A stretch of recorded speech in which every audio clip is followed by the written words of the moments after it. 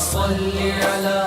سيدنا ومولانا محمد وعلى بسم اللہ الرحمن الرحیم۔ السلام علیکم ناظرین و سامعین کرام۔ پروگرام یاد الہی دیکھنے کے لیے، یاد الہی کے سابقہ تمام پروگرامز دیکھنے کے لیے، بالخصوص وظائف دیکھنے، سننے، جاننے اور پڑھنے کے لیے آپ ہمارے یوٹیوب چینل یاد الہی یعنی YADESPACE_ILAHI یوٹیوب چینل یاد الہی کو سبسکرائب بھی کیجئے، لائک بھی کیجئے، کمنٹس بھی کیجئے، تاکہ یاد الہی کے مختلف پروگرامز اور وظائف سے آپ مکمل رہنمائی حاصل کر سکیں۔ جی ناظرین و سامعین، پروگرام یاد الہی میں روزانہ عظیم ہستیوں کے تذکارے پاک کیے جاتے ہیں، اور اس کے ساتھ ساتھ کچھ ایسے موضوعات پر گفتگو ہوتی ہے جن سے آپ کو رہنمائی حاصل ہوتی ہے۔ آج غزوہ بنو نذیر یا بنو نذیر اس حوالے سے گفتگو ہوگی۔ اس سے پہلے کتاب الشفا سے آج کا خاص وظیفہ پتے، گردے اور مثانے کی پتھری کا روحانی علاج ہے۔ اگر کسی شخص کے پتے میں یا گردے یا مثانے میں پتھری ہو تو وہ سورۃ البقرہ کی آیت مبارکہ 74، سورۃ البقرہ آیت مبارکہ 74 141 مرتبہ پڑھ کر آب زمزم پر دم کر دیں اور پتھری میں مبتلا شخص کو پلائیں، انشاءاللہ شفا ہوگی۔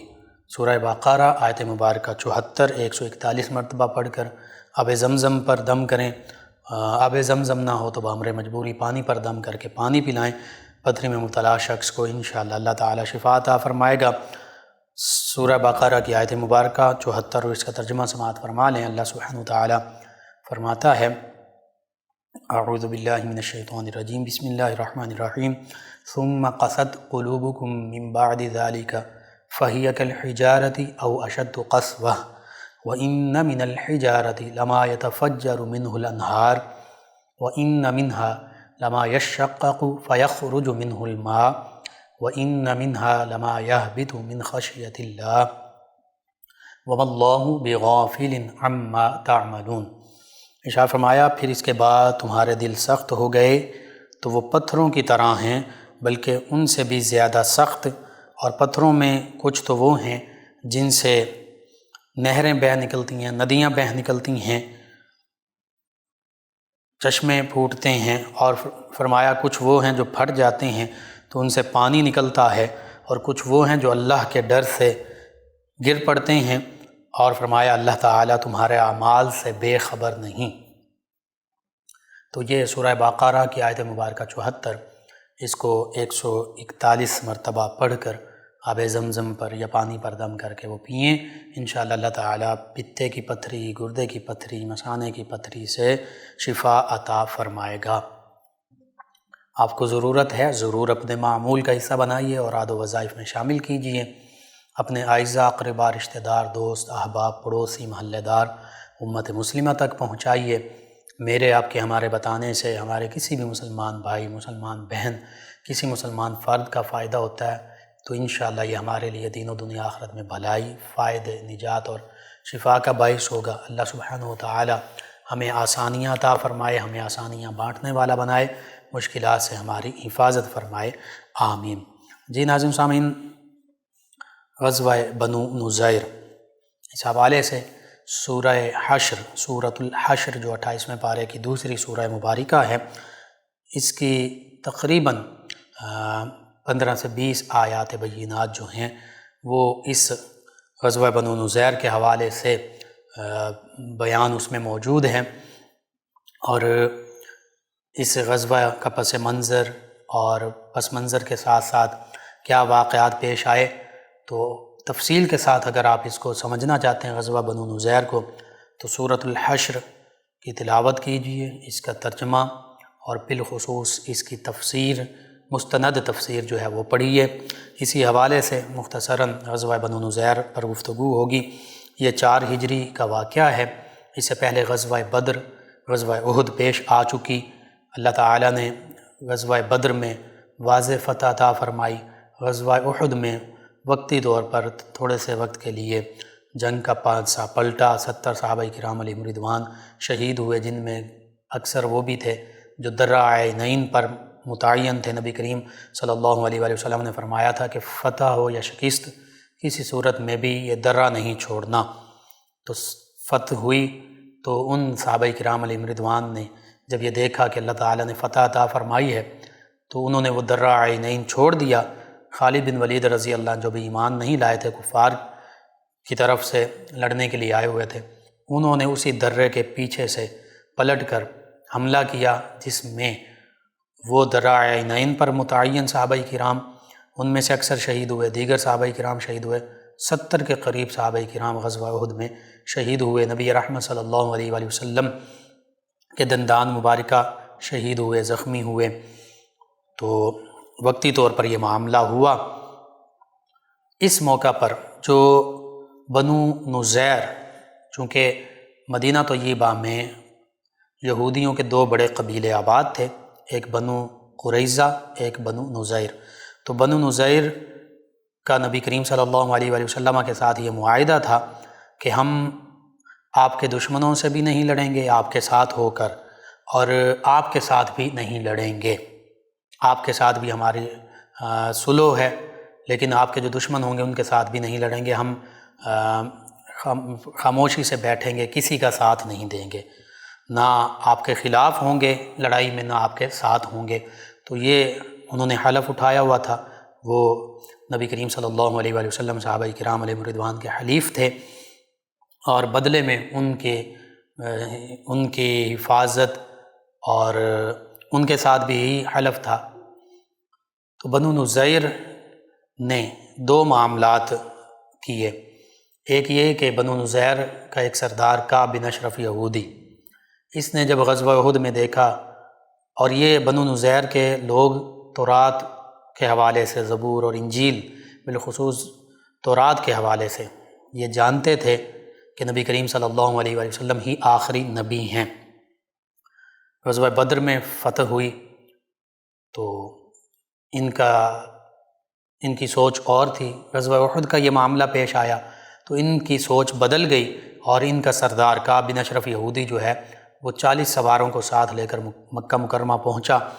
اور اس نے مکہ مکرمہ کے جو کفار تھے، کفار مکہ، ان کو مسلمانوں کے خلاف ابھارا، جس کے نتیجے میں غزوہ خندق بھی 5 ہجری میں پیش آئی، جسے غزوہ احزاب بھی کہتے ہیں۔ تو یہ کعب بن اشرف یہودی بنو نزیر سے اور اس کے دیگر لوگ جو ہیں، انہوں نے نبی کریم صلی اللہ علیہ وآلہ وسلم کی مخالفت کی،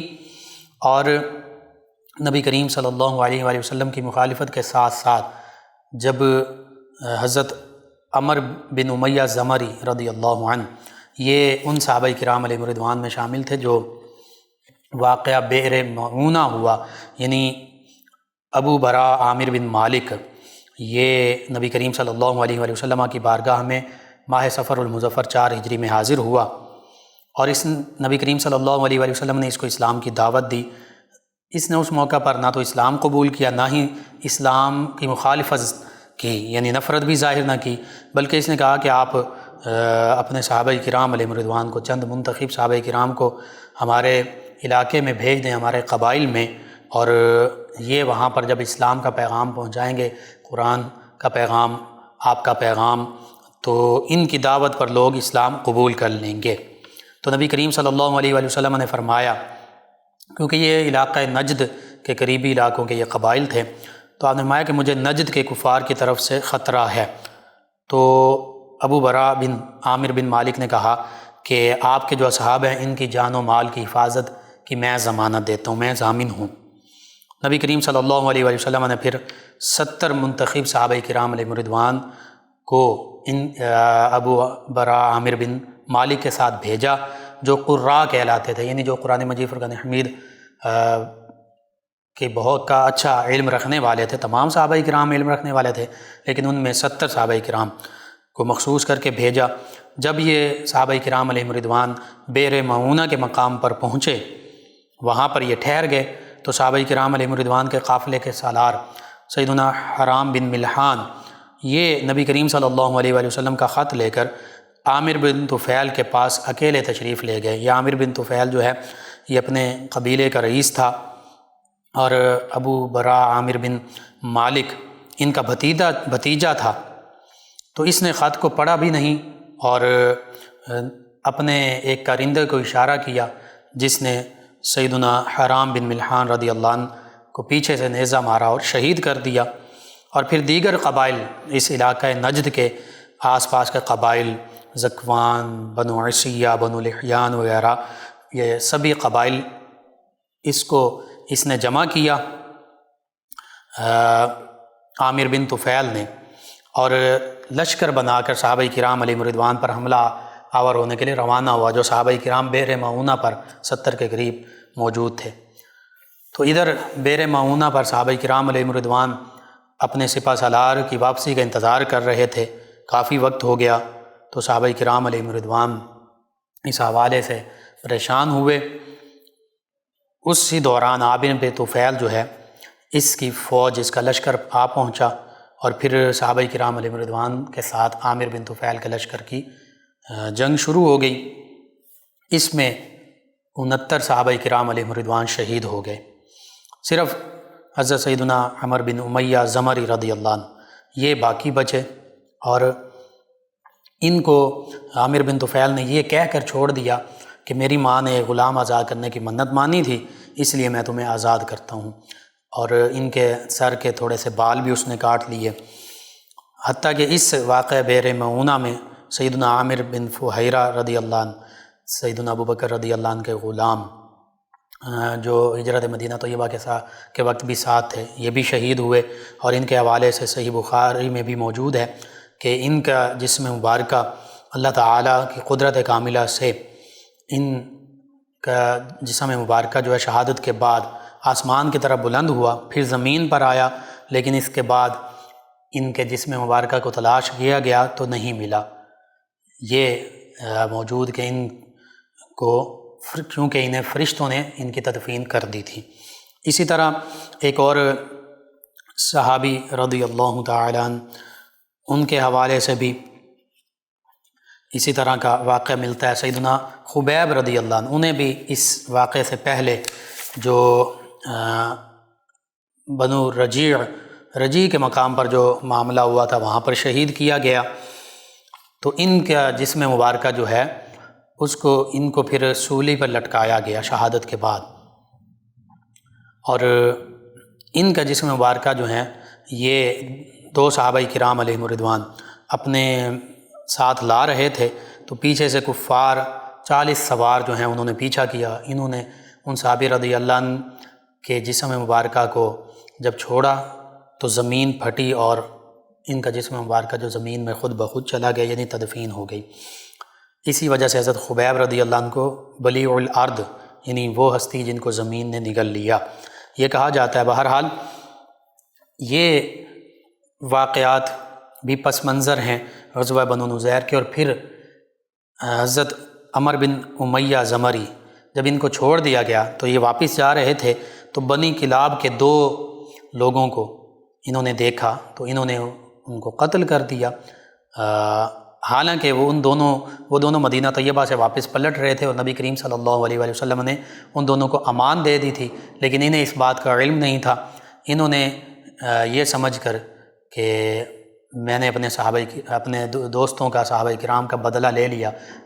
بدلہ لینے کے لیے ان دونوں کو قتل کر دیا۔ اب جب یہ مدینہ طیبہ پہنچے تو سارا واقعہ بیان کیا۔ نبی کریم صلی اللہ علیہ وآلہ وسلم نے وہ جو 69 صحابہ کرام علیہم رضوان کی شہادت ہوئی اس پر بہت ہی رنجیدگی اور غم کا اظہار کیا، حتیٰ کہ صحیح بخاری اور زرقانی میں یہ موجود ہے کہ نبی کریم صلی اللہ علیہ وآلہ وسلم نے جب ان 69 یا 70 صحابہ کرام علیہم رضوان کی شہادت کا سنا تو بہت آپ کو صدمہ پہنچا، حتیٰ کہ اس حوالے سے یہ بھی ملتا ہے کہ نبی کریم صلی اللہ علیہ وآلہ وسلم فجر کی نماز میں ان تمام قبائل کے خلاف دعا بھی فرمایا کرتے تھے جنہوں نے مل کر صحابہ کرام علیہم رضوان، قراء صحابہ کرام علیہم رضوان کو شہید کیا تھا۔ اور پھر وہ 2 بنی کلاب کے جو 2 لوگ حضرت عمر بن امیہ زمری رضی اللہ عنہ نے قتل کر دیے تھے، ان کی دیت کا نبی کریم صلی اللہ علیہ وآلہ وسلم نے اعلان فرمایا کہ وہ غلط فہمی کی وجہ سے قتل کر دیے گئے ہیں، کیونکہ انہیں امان دے دی جا چکی تھی، تو ان کی دیت آقا کریم صلی اللہ علیہ وآلہ وسلم نے ادا فرمانے کا اعلان کر دیا۔ اب اس دیت کے حوالے سے نبی کریم صلی اللہ علیہ وآلہ وسلم بنو نزیر کے پاس گئے، چونکہ یہ حلیف تھے، جو حلیف قبائل ہوتے تھے ان کے ساتھ یہ معاملات چلتے تھے ان کے مشورے کے ساتھ۔ تو جب نبی کریم صلی اللہ علیہ وآلہ وسلم بنو نزیر کے پاس گئے، ان دو لوگوں کی دیت میں سے جو ان کا حصہ تھا، جو انہوں نے دینا تھا، اس کے حوالے سے مطالبہ کرنے کے لیے، تو شروع میں وہ بڑے بظاہر اخلاق کے ساتھ پیش آئے یہودی بنو نزیر کے، اور پھر وہ علیحدہ ہوئے، کہنے لگے کہ ہم آپس میں کچھ مشورہ کر لیں۔ اس دوران ان کے ایک شخص نے یہ کہا کہ آج موقع ہے، نبی کریم صلی اللہ علیہ وآلہ وسلم کو معاذ اللہ ثم معاذ اللہ ہم ختم کر دیتے ہیں۔ نبی کریم صلی اللہ علیہ وآلہ وسلم اور آپ کے ساتھ جو صحابہ کرام چند ایک موجود تھے، سیدنا ابو بکر، سیدنا عمر، سیدنا علی المرتضیٰ رضی اللہ عنہ اجمعین، یہ دیوار کے سائے میں بیٹھے تھے، دیوار کے نیچے، دیوار کے پاس۔ تو انہوں نے کہا کہ آج موقع ہے، ہم ان کو شہید کر دیتے ہیں۔ ان میں سے ایک شخص نے، اس کا نام عمر تھا، اس نے یہ ذمہ داری لی کہ میں چکی کا پارٹ جو ہے اوپر سے چھت سے گراتا ہوں ان پر، معاذ اللہ ثم معاذ اللہ نبی کریم صلی اللہ علیہ وآلہ وسلم شہید ہو جائیں گے تو ہمارا راستہ صاف ہو جائے گا۔ یعنی اپنے اندر حلیف ہونے کے باوجود وہ ایسا بغض رکھتے تھے۔ نبی کریم صلی اللہ علیہ وآلہ وسلم کو اللہ تعالیٰ نے ان کے اس ارادے سے مطلع فرما دیا۔ آقا کریم صلی اللہ علیہ وآلہ وسلم، آپ کے ساتھی صحابہ کرام وہاں سے اٹھے اور مدینہ طیبہ اپنے کاشانہ مبارکہ پر پہنچ گئے۔ تو یہودی جب واپس آئے تو انہیں پتہ چلا کہ نبی کریم صلی اللہ علیہ وآلہ وسلم تو واپس تشریف لے جا چکے ہیں، ان کا منصوبہ، ان کا پلان جو ہے وہ دھرے کا دھرا رہ گیا۔ اب نبی کریم صلی اللہ علیہ وآلہ وسلم کی بارگاہ میں اور صحابہ کرام علیہم رضوان سے کہنے لگے کہ ہم تو،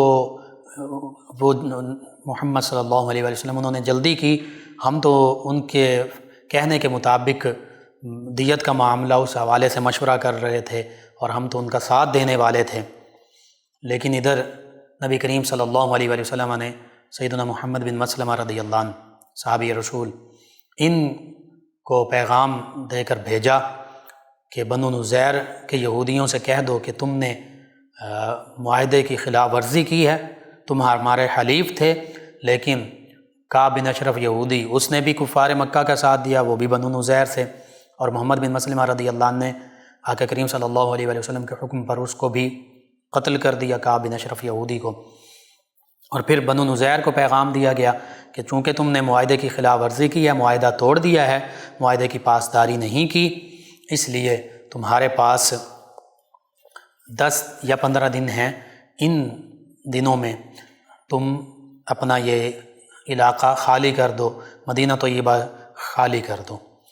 اب بنو نزیر نے جب یہ معاملہ سنا اور جب یہ نبی کریم صلی اللہ علیہ وآلہ وسلم کو شہید کرنے کا منصوبہ بنا رہے تھے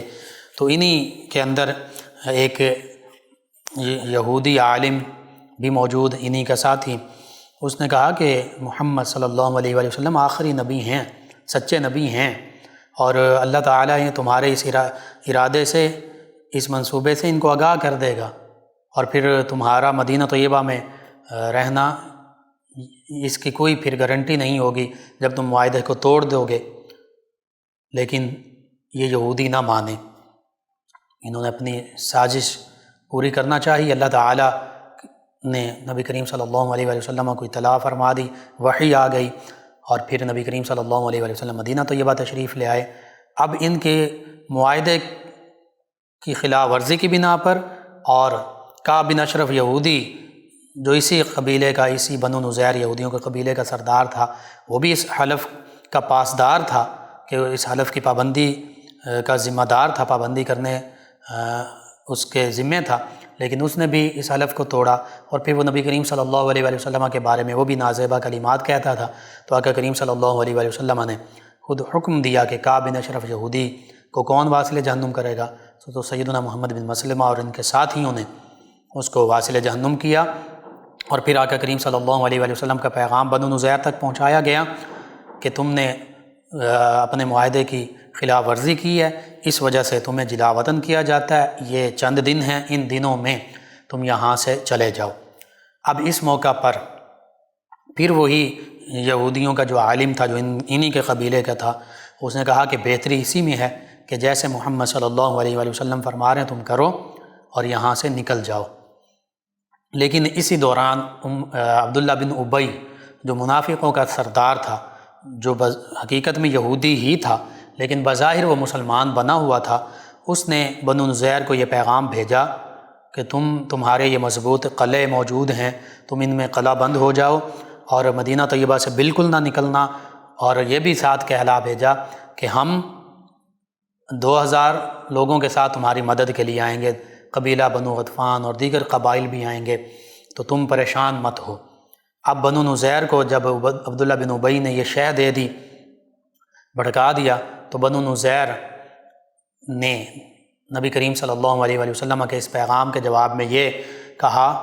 کہ آپ جو مرضی کر لیں، آپ سے جو ہوتا ہے آپ کر لیجئے، ہم مدینہ طیبہ چھوڑ کر جانے والے نہیں ہیں۔ تو پھر اللہ سبحانہ وتعالیٰ کے حکم کے مطابق نبی کریم صلی اللہ علیہ وآلہ وسلم نے صحابہ کرام علیہم رضوان کا لشکر جرار جو ہے وہ ترتیب دیا، صحابہ کرام علیہم رضوان کو ساتھ لیا اور بنو نذیر کے جو قلعے تھے جن میں یہ قلعہ بند تھے ان کا محاصرہ کر لیا، اور پھر اس دوران انہوں نے اوپر سے تیر برسائے، اور پھر نبی کریم صلی اللہ علیہ وآلہ وسلم نے اس موقع پر ان کے چند درخت جو رکاوٹ بن رہے تھے، مسلمانوں کے راہ میں حائل تھے اس غزوہ میں، جنگ میں، انہیں کاٹنے کا حکم دیا۔ تو ان تمام واقعات کا ذکر سورہ حشر کی پہلی آیت مبارکہ سے 16-17 آیات بینات تک موجود ہے۔ تو اس موقع پر نبی کریم صلی اللہ علیہ وآلہ وسلم اور صحابہ کرام علیہم رضوان نے ان کا محاصرہ کیا رکھا۔ بالآخر اللہ سبحانہ وتعالیٰ نے ان کے مقابلے میں صحابہ کرام علیہم رضوان کو، نبی رحمت صلی اللہ علیہ وآلہ وسلم کو اسلام کو فتح عطا فرمائی، اور انہوں نے پھر معافی مانگی اور مدینہ طیبہ سے نکلنا منظور کیا۔ انہوں نے کہا کہ ہماری جان بخشی کر دیں، بنو نذیر قبیلہ نے، ہم مدینہ طیبہ سے چلے جاتے ہیں۔ اور پھر یہ بھی کہا کہ ہمیں کچھ سامان بھی ساتھ لے جانے دیا جائے۔ تو نبی کریم صلی اللہ علیہ وآلہ وسلم نے باوجود اس کے کہ انہوں نے بدعہدی کی تھی، معاہدے کی خلاف ورزی کی تھی، اور آخری موقع پر بھی بجائے یہ کہ خلاف ورزی کرنے پر مدینہ طیبہ سے خود نکل جاتے، نکلنے کی بجائے پھر جنگ کے لیے تیار ہو گئے، لیکن نبی کریم صلی اللہ علیہ وآلہ وسلم نے ان سے فرمایا کہ ٹھیک ہے، تم یہاں سے چلے جاؤ، اور ایک اونٹ پر جتنا سامان تم لاد کر لے جا سکتے ہو، ہر شخص وہ ایک اونٹ پر سامان لاد کر لے جائے، اسلحہ نہیں لے جایا جا سکتا۔ تو بس انہوں نے اپنے اونٹوں پر سامان لادے، اس میں کھانے پینے کا سامان، حتیٰ کہ اپنے گھروں کے شاہتیر جو ہیں، جو وہ بھی چھتوں کا سامان بھی اونٹوں پر لادا، اور یوں یہ مدینہ طیبہ سے جلا وطن ہوئے۔ ان میں سے کچھ خیبر کی طرف چلے گئے، کچھ شام کے مختلف علاقوں کی طرف چلے گئے۔ تو اس کی بھی اس حوالے سے بھی سورہ حشر کی نہیں آیات بینات میں پھر ان کے علاقے سے جو باغات، ان کے گھر، دیگر معاملات حاصل ہوئے وہ مال فے کہلائے، یعنی جنگ کے بغیر اللہ کے حبیب صلی اللہ علیہ وآلہ وسلم اور اللہ کے لیے یہ آئے۔ اس کا ذکر بھی اسی سورہ مبارکہ میں، اور مال فے جو ہے اس کے حوالے سے یہ کہ وہ اللہ اور اس کے رسول صلی اللہ علیہ وآلہ وسلم کا مال ہے، اس میں غرباء، فقراء، یتامى، مساکین، ان کا حصہ ہے۔ تو نبی کریم صلی اللہ علیہ وآلہ وسلم نے اس مال فے کو مہاجرین صحابہ کرام علیہم رضوان پر تقسیم فرمایا، 2 انصار صحابہ کرام انہیں بھی عطا فرمایا جو مالی لحاظ سے تھوڑے کمزور تھے، اور پھر نبی کریم صلی اللہ علیہ وآلہ وسلم کے اس فرمان پر، اس تقسیم پر انصار صحابہ کرام علیہم رضوان بھی راضی ہوئے۔ نبی کریم صلی اللہ علیہ وآلہ وسلم نے انصار صحابہ کرام اور ان کی اولاد کے لیے برکت، رحمت کی دعائیں فرمائیں، اور اس کا ذکر بھی سورہ حشر میں موجود۔ اللہ سبحانہ وتعالی نے اس سارے واقعہ کا ذکر فرمایا۔ مختصراً سورہ حشر کی ابتدائی جو 10-15 آیات بینات ہیں ان کا ترجمہ میں آپ کے سامنے پیش کر دیتا ہوں۔ اللہ سبحانہ وتعالی فرماتا ہے کہ اللہ کی پاکی بیان کی ہر اس چیز نے جو آسمانوں میں اور زمین میں ہے، یعنی ہر چیز آسمان و زمین میں اللہ کی تسبیح بیان کرتی ہے۔ اور فرمایا وہی بہت عزت والا بڑا حکمت والا ہے، اور فرمایا وہی ہے جس نے ان کافر اہل کتاب کو ان کے گھروں سے ان کے پہلے حشر کے وقت نکالا۔ یہ پہلا حشر ہوا ان کا کہ ان کو ان کے گھروں سے نکالا، اور فرمایا تمہیں گمان نہ تھا کہ وہ اپنے گھروں سے نکلتے تھے کہ وہ اپنے گھروں سے نکلیں گے، اور وہ بھی یہ سمجھتے تھے کہ ان کے قلعے انہیں اللہ سے بچا لیں گے، تو اللہ کا حکم ان کے پاس وہاں سے آیا جہاں سے انہیں گمان بھی نہ تھا، اور اس نے ان کو دلوں میں رعب ڈال دیا۔ وہ اپنے گھروں کو اپنے ہاتھوں سے اور مسلمانوں کے ہاتھوں سے ویران کرتے ہیں، یعنی اپنے ہاتھوں سے انہوں نے گھروں کی چھتیں بھی اکھیڑیں، وہ شاہتیر بھی ساتھ لے گئے، اور صحابہ کرام علیہم رضوان کے ہاتھوں سے بھی انہیں شکست ہوئی۔ اور فرمایا تو اے آنکھوں والوں ان سے عبرت حاصل کرو۔ اس میں اسی غزوہ کا ذکر موجود ہے۔ پھر فرمایا اس سے اگلی آیات بینات میں اللہ سبحانہ وتعالیٰ نے فرمایا اگر یہ بات نہ ہوتی کہ اللہ نے ان پر گھروں سے اجڑنا لکھ دیا تھا تو ضرور وہ دنیا ہی میں انہیں عذاب دے دیتا، اور ان کے لیے آخرت میں بھی آگ کا عذاب ہے۔ اور فرمایا یہ سزا اس لیے ہے کہ انہوں نے اللہ اور اس کے رسول صلی اللہ علیہ وآلہ وسلم کی مخالفت کی، اور جو اللہ کی مخالفت کرتا ہے تو بے شک اللہ تعالیٰ سخت سزا دینے والا ہے۔ یعنی اللہ تعالیٰ نے ان کے گھروں کا اجڑنا ان کی تقدیر میں لکھ دیا تھا، اور یہ نہ ہوتا تو پھر دنیا میں ان کے لیے عذاب ہوتا، اور آخرت میں تو آگ کا عذاب ہے ہی۔ اور فرمایا یہ اس وجہ سے کہ اللہ اور اس کے رسول صلی اللہ علیہ وسلم کی مخالفت کرتے ہیں، تو اللہ کے رسول کی مخالفت آگے اللہ فرما رہا ہے وہ اللہ ہی کی مخالفت ہے، تو جو اللہ کی مخالفت کرے تو بے شک ان کے لیے اللہ تعالیٰ سخت سزا دینے والا ہے۔ پھر ان لوگوں نے اس موقع پر کہا کہ مسلمان صحابہ کرام یہ درخت کاٹتے ہیں، تو اللہ نے فرمایا اے مسلمانوں تم نے جو درخت کاٹے یا ان کی جڑوں پر قائم چھوڑ دیے، یعنی کچھ کاٹے کچھ نہیں کاٹے، جو رکاوٹ بن رہے تھے وہ کاٹے، تو اللہ فرماتا ہے یہ سب اللہ کی اجازت سے تھا، اور اس لیے تاکہ اللہ تعالیٰ نافرمانوں کو رسوا کرے۔ یعنی یہ یہودی نافرمان تھے، اللہ کے نافرمان، اللہ کے رسول صلی اللہ علیہ وآلہ وسلم کے نافرمان، اپنے معاہدے توڑنے والے، نافرمانی کرنے والے، تو اللہ نے فرمایا کہ یہ اللہ ہی کے حکم سے تم نے درخت کاٹے، اور جو چھوڑے وہ بھی اللہ ہی کے حکم سے تھے، اور کاٹے اس لیے تاکہ وہ رکاوٹ بن رہے، وہ رکاوٹ نہ بنے، اور ان فاسقوں کو کو اللہ تعالیٰ کی طرف سے سزا مل جائے، ان نافرمانوں کو اللہ تعالیٰ رسوا کر دے۔ رسوائی یہی تھی کہ وہ اپنے گھروں سے بے دخل ہو کر جلا وطن ہو گئے۔ پھر اللہ فرماتا ہے کہ اللہ نے اپنے رسول صلی اللہ علیہ وآلہ وسلم کو ان سے جو غنیمت دلائی تو تم نے اس پر نہ اپنے گھوڑے دوڑائے تھے اور نہ اونٹ۔ ہاں اللہ اپنے رسولوں کو جس پر چاہتا ہے غلبہ دے دیتا ہے، اور اللہ تعالیٰ ہر شے پر خوب قادر ہے۔ یعنی یہ ان باغات اور ان علاقوں میں اس طرح جنگ نہیں کرنا پڑی جیسے میدان بدر اور احد میں ہوئی۔ اور پھر اللہ فرماتا ہے اللہ نے اپنے رسول کو شہر والوں سے جو غنیمت دلائی تو وہ اللہ کے لیے ہے، اللہ کے رسول صلی اللہ علیہ وآلہ وسلم کے لیے ہیں، اور وہ قرابت داروں، رشتہ داروں، تمام رشتہ داروں کے لیے ہیں، اور وہ یتیموں کے لیے ہے، وہ مسکینوں کے لیے، وہ مسافروں کے لیے ہے، تاکہ وہ دولت تمہارے مالداروں کے درمیان ہی گردش کرنے والی نہ ہو جائے، یعنی مستحقین تک پہنچے، اللہ اس کے رسول صلی اللہ علیہ وآلہ وسلم کے راستے میں خرچ ہو۔ رشتہ دار جو نبی کریم صلی اللہ علیہ وآلہ وسلم کے رشتہ دار ہیں، تمام مہاجر صحابہ کرام علیہم رضوان نبی کریم صلی اللہ علیہ وآلہ وسلم کے رشتہ دار ہیں، قرابت دار ہیں، قریش سے تعلق رکھنے والے ہیں، اور یتیموں، مسکینوں اور مسافروں کے لیے ہے۔ اور فرمایا یہ اس لیے انصار صحابہ کرام علیہم رضوان تو پہلے سے ہی باغات بھی ان کے پاس تھے، تجارت بھی تھی، اور مہاجر صحابہ کرام علیہم رضوان کے ساتھ انہوں نے اخوت کا معاملہ آقا کریم صلی اللہ علیہ وآلہ وسلم کے حکم پر مواخات کی تھی،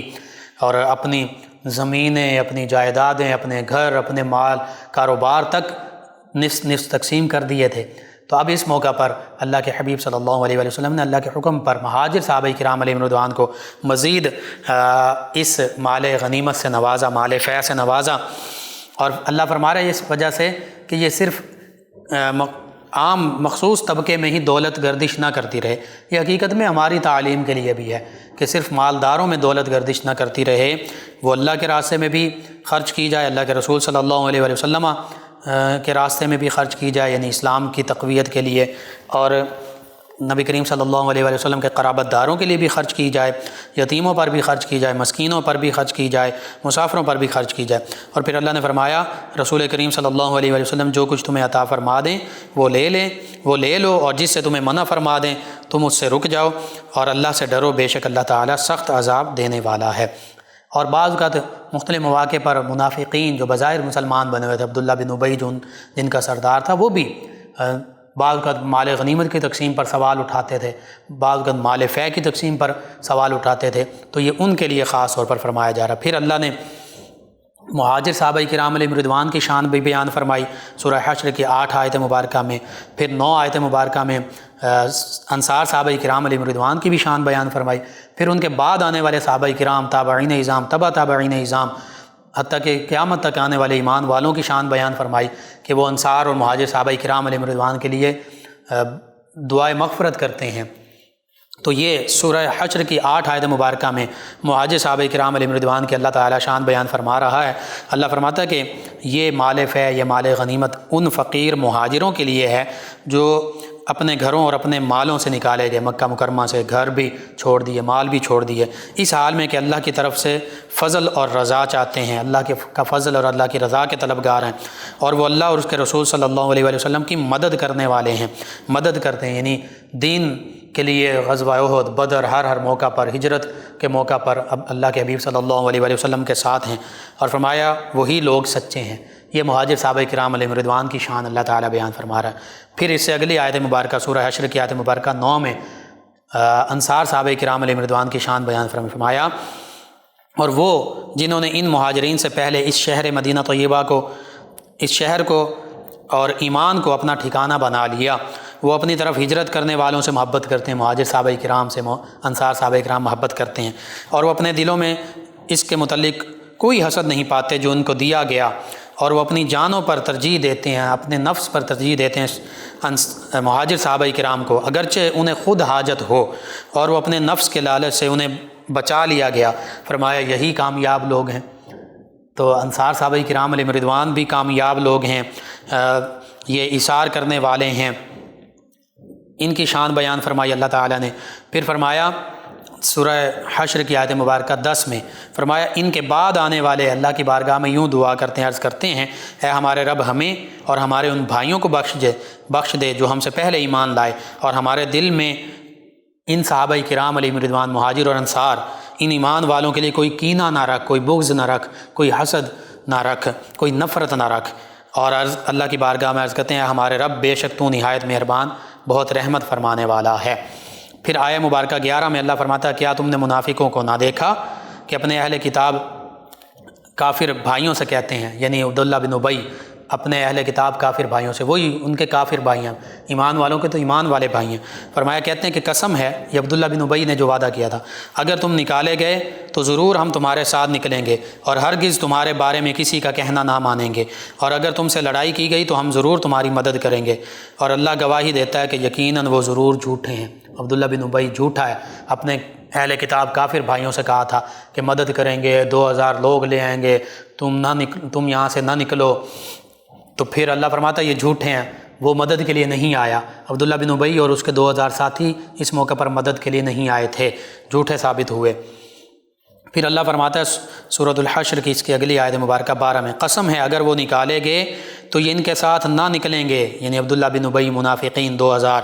اور قسم ہے اگر ان سے لڑائی کی گئی بنو نذیر سے تو یہ ان کی مدد نہ کریں گے، یہ منافقین عبداللہ بن ابی اور اس کے ساتھی، اور قسم ہے اگر یہ ان کی مدد کریں گے تو ضرور پیٹ پھیر کر بھاگیں گے، پھر ان کی مدد نہ کی جائے گی۔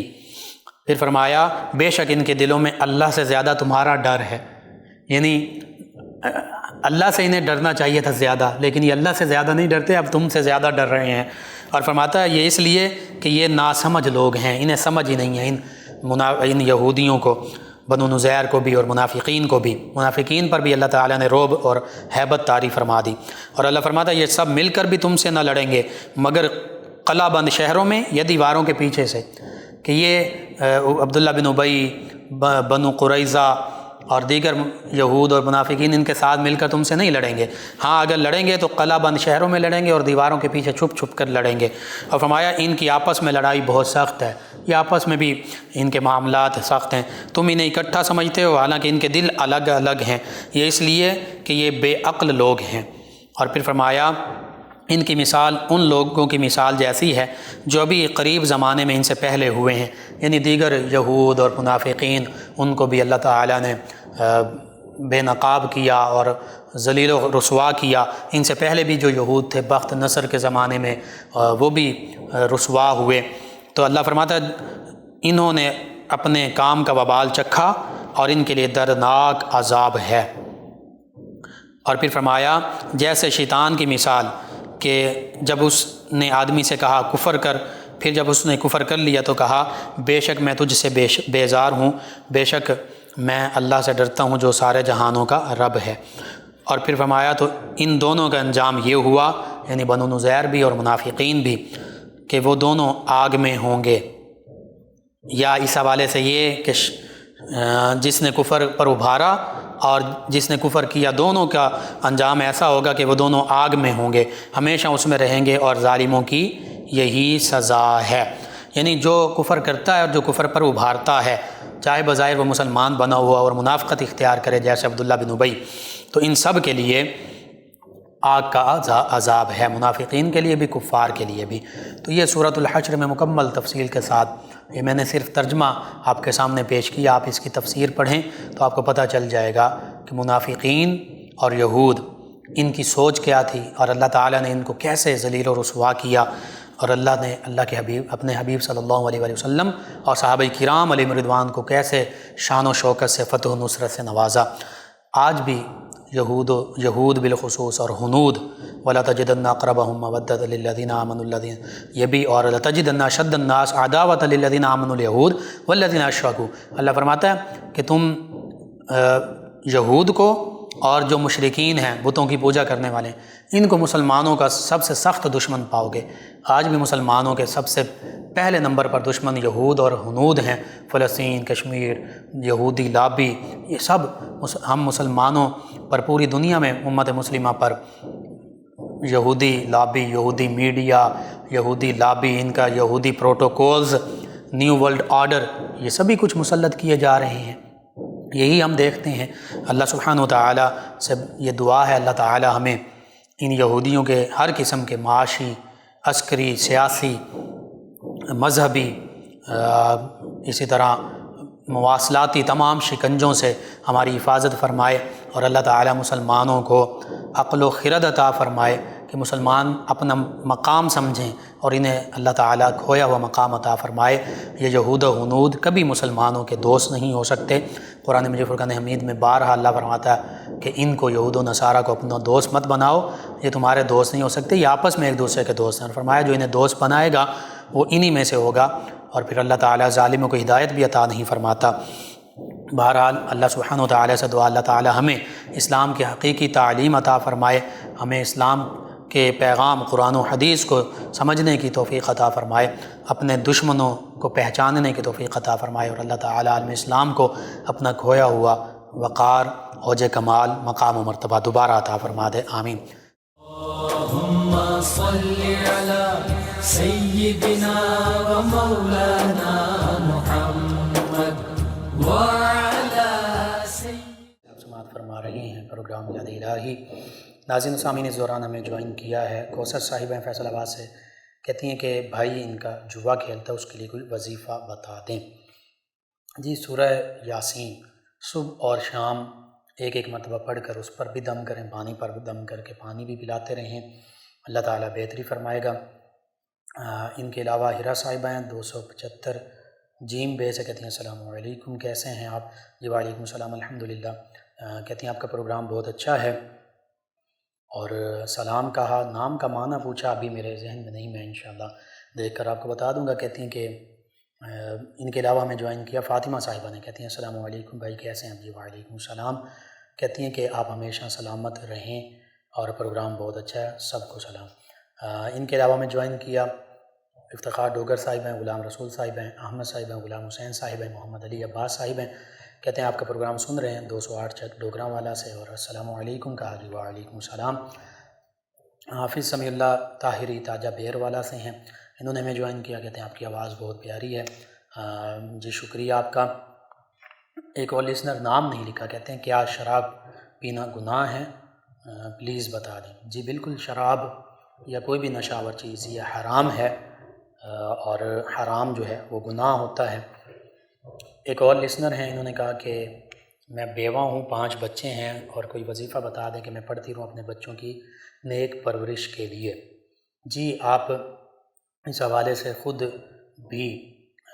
نماز بھی پڑھیں، تلاوت کلام پاک بھی کریں، بچوں کو صبح نماز کے وقت اٹھائیں، تلاوت قرآن پاک پڑھائیں ان کو۔ اسی طرح بالخصوص آپ ان کے لیے پڑھنا چاہتی ہیں تو جب وہ سوئے ہوئے ہیں ان کے پیشانی پر ہاتھ رکھ کر آسمان کی جانب اپنا منہ کر لیں اور یا شہید 21 مرتبہ پڑھیں اور ان پر دم کر دیں، انشاءاللہ اللہ تعالیٰ بہتری فرمائے گا۔ ایک اور لسنر ہیں، کہتے ہیں السلام علیکم بھائی۔ جی وعلیکم السلام۔ کہا کہ معدے میں درد ہوتا ہے اور کچھ ہضم نہیں ہوتا اس حوالے سے، اور گردے میں پتھری ہے۔ جی گردے میں پتھری کے لیے یہی سورہ بقرہ کی آیت مبارکہ 74 141 مرتبہ روزانہ پڑھیے، پانی پر دم کر کے پیجیے۔ اور معدے کے لیے یا عظیمو، کھانا کھانے سے پہلے بھی بعد میں یا عظیمو 7 مرتبہ پڑھ لیں، اور سورۃ القریش کھانا کھانے سے پہلے پڑھ لیں۔ اور زیادہ پرابلم ہے تو کچھ پرہیز کیجیے اور ساتھ میڈیسن بھی، علاج بھی کروائیے۔ چندہ ہے فیصل آباد سے، خمیرہ کہتے ہیں کیا چیز ہے؟ جی خمیر سے یسٹ، بعض بیکری کی چیزیں ان میں ان کو وہ جیسے بن یا بریڈ وغیرہ تو اس کو پھلانے کے لیے استعمال کرتے ہیں۔ اسی طرح اور کھانے پینے کی چیزوں میں بعض کا آٹا جو ہے وہ خمیرہ ہو جاتا ہے، یعنی اس میں یسٹ وغیرہ، یہ فنگس ہے، فنجائی کی قسم ہے، وہ پیدا ہو جاتی ہے تو اس وجہ سے وہ پھول جاتا ہے۔ ان کے علاوہ جو میرے علم تھا کچھ وہ میں نے عرض کر دیا۔ اقرا صاحبہ منصور آباد سے کہتی ہیں کہ 16 سال ایج ہے، بلڈ کی ایچ پی جو ہے یہ کم ہے، غالباً اے سی ڈی سی ٹی ہے، اور کہتی ہیں کہ وہ ٹھیک کرنے کے لیے کوئی وظیفہ۔ ایک تو آپ علاج بھی کروائیے اگر ایسیڈک ہے اس حوالے سے یا الکلائن ہے تو، دوسرا یہ ہے کہ آپ یا سلاموں کثرت سے پڑھیں۔ ان کے علاوہ ہمیں جوائن کیا ایک اور لسنر ہیں، انہوں نے کہا السلام علیکم لقمان بھائی۔ جی وعلیکم السلام۔ انہوں نے کہا ماشاء اللہ پروگرام بہت اچھا ہے، آپ بیان کرتے ہو، اچھا بیان کرتے ہیں، اور کہتے ہیں کہ اللہ تعالیٰ آپ کو صحت عطا فرمائے، آمین۔ انہوں نے کہا کہ وظیفہ آپ دوبارہ بتا دیں۔ جی آج تو ہم نے یہ سورہ بقرہ کی آیت مبارکہ 74 اس کا ذکر کیا ہے، اور اگر آپ کلمات کے حوالے سے پوچھ رہی ہیں تو وہ فیس بک کے پیج یاد الہی سے بھی آپ دیکھ سکتی ہیں، پڑھ سکتی ہیں، سن سکتی ہیں، یوٹیوب چینل یاد الہی سے بھی دیکھ پڑھ سن سکتی ہیں، ڈاؤن لوڈ کر سکتی ہیں۔ ان کے علاوہ ہمیں جوائن کیا نیہا صاحبہ فیصل آباد سے، کہتی ہیں کہ ان کی والدہ انہیں رسولی کا معاملہ ہے، وہ اس کے لیے کچھ بتا دیں۔ ایک تو سورۃ الطارق 30ویں پارے میں یہ روزانہ 3 مرتبہ پڑھ کر انہیں دم کریں۔ دوسرا انہیں کہیں کہ یا سلام ہو، یہ کثرت سے پڑھیں، اور اس کا علاج ہومیوپیتھی میں ہے۔ آپ ہومیوپیتھک کوئی پرانے جو تجربہ کار ڈاکٹر ہیں سنگل ریمیڈی کرنے والے، ان سے رجوع کیجیے، اللہ تعالیٰ بہتری فرمائے گا۔ امرین صاحبہ انہوں نے ہمیں جوائن کیا، کہتے ہیں بچے بہت تنگ کرتے ہیں، ضد بھی کرتے ہیں بچوں کے لیے کوئی وظیفہ۔ ایک تو یہ ہے کہ سورہ یاسین صبح اور شام پڑھ کر ان پر دم کی جائے، پانی پر دم کر کے پلایا جائے۔ دوسرا جب سوئے ہوئے ہوں تو یا شہیدو 21 مرتبہ پڑھ کر آپ کا منہ جو ہے وہ آسمان کی جانب ہو، ان کے پیشانی پر ہاتھ رکھا ہو، 21 مرتبہ پڑھ کر یا شہیدو ان پر دم کر دیں، انشاءاللہ اللہ تعالیٰ بہتری فرما دے گا۔ آپ تمام ویورز کا، لسنرز کا شکریہ، آپ ہمیں جوائن کرتے ہیں، پروگرام یاد الہی میں شامل ہوتے ہیں، اپنے فیڈ بیک سے آگاہ کرتے ہیں۔ ناظرین و سامعین، پروگرام یاد الہی کا وقت ختم ہو جاتا ہے، انشاءاللہ کل صبح دوبارہ آپ سے ملاقات ہوگی پروگرام یاد الہی میں۔ اپنے میزبان محمد لقمان رضا اور ہماری ٹیم کو اجازت دیجیے، اللہ نگہبان۔ اللہم صل علی سیدنا و مولانا